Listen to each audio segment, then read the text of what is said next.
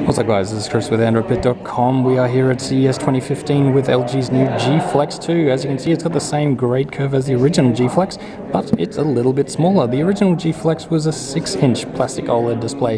The G Flex 2 is a 5.5 inch and they've bumped the resolution to full HD, so that's great to see too.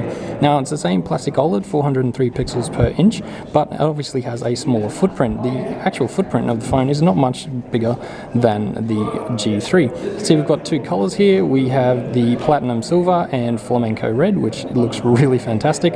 On the back we have an advanced second generation self-healing coating, so this will actually self-repair in 10 seconds as opposed to the original G Flex, which took up to 10 minutes and sometimes a little longer than that. On the front we have a new proprietary LG DuraGuard coating on top of Gorilla Glass, so it's actually 20% stronger than Gorilla Glass 3 and also stronger in the periphery, so it will withstand any bumps or drops or scratches a little bit better than the original. Now, as we'll flip back over to the back, we've got the 13 megapixel camera with optical image stabilization plus. It's the same sensor as the G3 but with improved software. We've got the same rear key setup. Everything's looking pretty familiar if you know the G3 already. No side buttons, of course.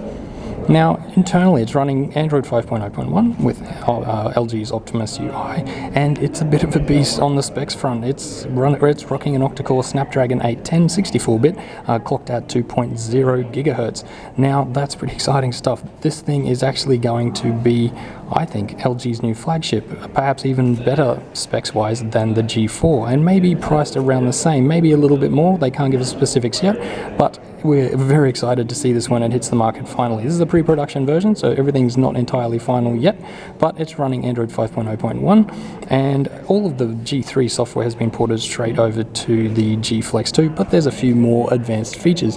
If we turn the phone off, of course we've got knock on and knock off, but we also have glance view, swipe down on the lock screen, screen off to get a preview of your notifications and any time and other information without having to open your phone. Now, other specs for you to consider are 2 or 3 gigabytes of RAM option, same sort of thing we saw with the G3, depending on whether you go for the 16 or 32 gigabytes of internal storage. Now, the battery is non-removable. It's a 3000 milliamp hour battery, but it will charge to 50% in just 40 minutes or less. Now, that's pretty exciting stuff.